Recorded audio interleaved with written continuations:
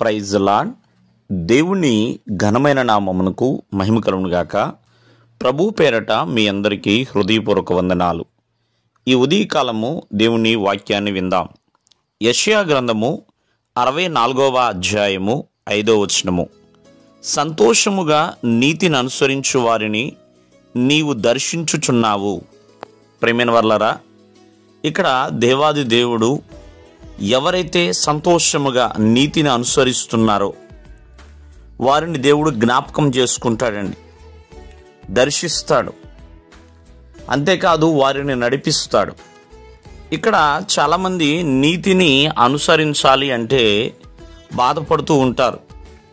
మా మార్గం అది కాదు కదా అంటూ నీతిలోనికి రాకుండా నీతికి చాలా దూరముగా జీవించేవారు కూడా ఎంతోమంది ఉన్నారు. ఎవరైతే నీతిని అనుసరిస్తారో సంతోషముగా వారిని ప్రభువు ఎల్లప్పుడూ కూడా దృష్టిస్తూనే ఉంటాడు.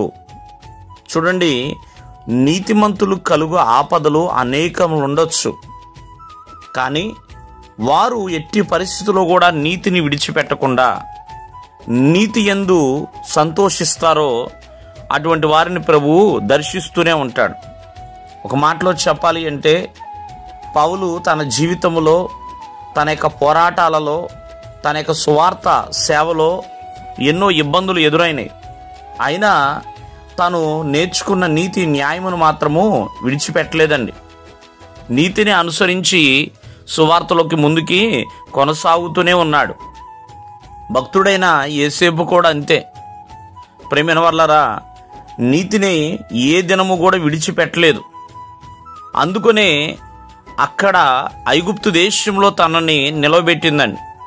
ఈ రోజున ఆలోచించండి, నీతిమంతులు మొర్ర పెట్టగా దేవుడు ఉత్తరమిస్తున్నాడు. సంతోషముగా నీతిని అనుసరించే వారిని దేవుడు ఎప్పుడు కూడా కాపాడుతూనే ఉంటాడండి. కావున ఎలా అనుసరించగలుగుతున్నాము? సంతోషముగానా, లేకపోతే బాధాకరముగానా, లేకపోతే ప్రేమైన వర్లరా నేను నీతిని అనుసరించలేని స్థితిలో ఉంటున్నావా? ఒకసారి ఆలోచించండి ఉదయకాలం మందు. ఎందుకంటే నీతిమంతులు ఖర్జూర వృక్షం వలె మొవ్వవేయుదురు అని దేవుని యొక్క వాక్యం సెలవిస్తుంది. నీతిమంతులు ప్రేమైన వర్లరా దేవునికి ఎప్పుడు కూడా ఇష్టమైన వారే. కావున సంతోషముతో నీతిని అనుసరించే వారిగా ఉండాలి. అటువంటి వారికి దేవుడు ఎప్పుడు కూడా దగ్గరగానే ఉంటాడు. దేవుడు మిమ్మల్ని ఆశీర్వదించునుగాక. ఆమేన్.